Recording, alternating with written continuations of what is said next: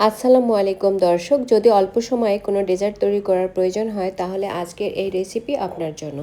আজকের এই মজাদার ডেজার্ট আমি তৈরি করেছি সুজি আর গুড় দিয়ে। এক্স্যাক্টলি কিভাবে তৈরি করেছি এই সুজির বরফিটা সেটি জানার জন্য পুরো ভিডিওটি প্রথম থেকে শেষ পর্যন্ত দেখার অনুরোধ থাকলো। সেই সঙ্গে প্রতিদিন নতুন নতুন রেসিপি পাওয়ার জন্য আমার চ্যানেলটি সাবস্ক্রাইব করে রাখার অনুরোধ থাকলো। সুজির বরফি তৈরি করতে যেয়ে অনেক সময় দেখা যায় যে ঠিকঠাক মতো পিস করা যায় না, কিংবা অনেক সময় আঠালো একটা ভাব থাকে।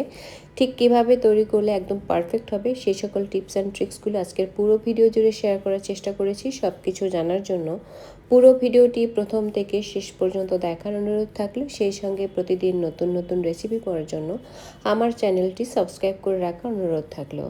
আজকের এই মজাদার সুজির বরফি তৈরি করার জন্য প্রথমেই একটা প্যানে নিয়ে নিব 1/4 কাপ ঘি। আর এই 1/4 কাপ ঘিয়ের মধ্যে আমি দিয়ে দিয়েছি 1.5 কাপ সুজি।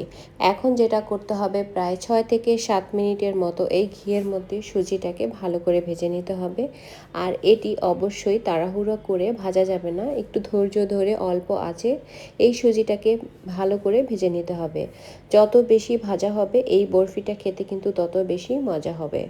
তো অল্প আঁচে নেড়ে চেড়ে তারপরে ভাজতে হবে। আর ভাজার সময় অবশ্যই লক্ষ্য রাখতে হবে যাতে সুজিটা তলা দিয়ে পুড়ে না যায়, আবার পারফেক্টলি যাতে ভাজাও হয়। ফাঁকে এখানে আমি 1 চিমটি লবণ ব্যবহার করেছি। আর এই বরফিতে একটু লবণ কিন্তু অবশ্যই ব্যবহার করতে হবে। তারপরে আরও 2-3 মিনিটের মতো ভেজে নিতে হবে। যখন সুজির তলা দিয়ে একটু সাদা সাদা রং হয়ে যাবে ওই পর্যায়ে বুঝতে হবে যে পুরোপুরি ভাজা হয়ে গিয়েছে। তো আমি এই সুজিটাকে বেশ খানিকটা সময় ধরে ভেজে নিয়েছি, আর এটা কিন্তু ভাজা প্রায় হয়ে গিয়েছে। এখন এখানে আমি অ্যাড করে দিব জাল করে নেওয়া তরল দুধ 3 কাপ।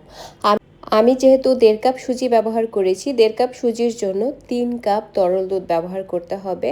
দুধটা ব্যবহার করার সাথে সাথে নেড়ে চেড়ে কিন্তু সুজিটাকে মিক্স করে দিতে হবে, আর না হলে কিন্তু সুজিটা এই পর্যায়ে দলা পেকে যাবে।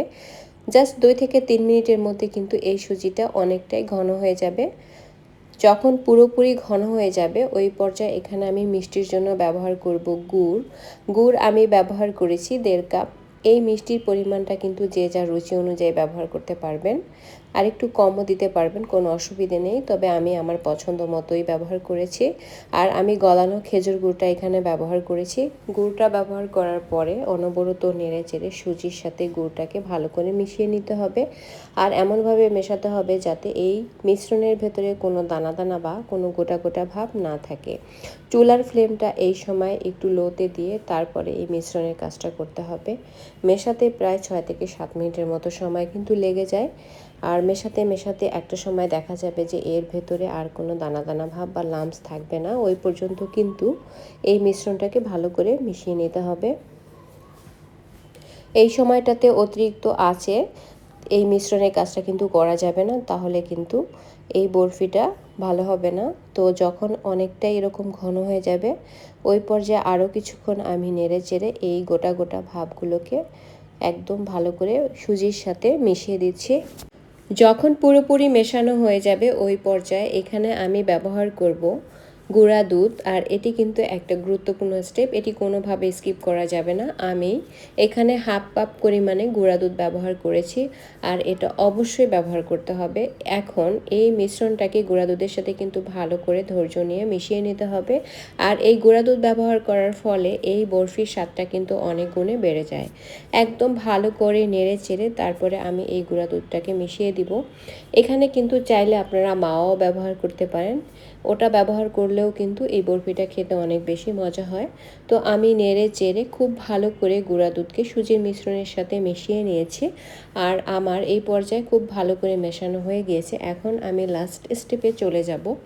এখানে আমি ব্যবহার করব ঘি। আমি 2 টেবিল চামচ ঘি এখানে ব্যবহার করেছি। আর এই ঘিটা এই বরফিতে অ্যাড করার ফলে এই বরফি থেকে কিন্তু একটা রাজকীয় ফ্লেভার আসে। এখানে অবশ্যই এই ঘিটা ব্যবহার করার চেষ্টা করতে হবে। এখন ঘিয়ের সাথে সুজির মিশ্রণটাকে বেশ ভালো করে মিশিয়ে নিতে হবে। আর এই মেশানোর পুরো সময়টাতে কিন্তু আমি চুলার ফ্লেমটা একদম লোতে রেখেছি। চুলার ফ্লেমটা লোতে রেখে ভালো করে যখন মেশানো হয়ে যাবে ওই পর্যায়ে 1/4 কাপ আমি কাঠবাদাম কুচি এখানে অ্যাড করে দিয়েছি। এটা অ্যাড করার ফলে এই বরফিটা কিন্তু খেতে অনেক বেশি মজা হয়। এই কাঠবাদামের পরিবর্তে এখানে আপনারা সাথে আরও কিছু বাদামও ব্যবহার করতে পারেন, যে বাদামটা আপনাদের কাছে অ্যাভেলেবেল থাকে সেটা ব্যবহার করতে পারেন। তো আমার মিশ্রণটা কিন্তু রেডি হয়ে গিয়েছে।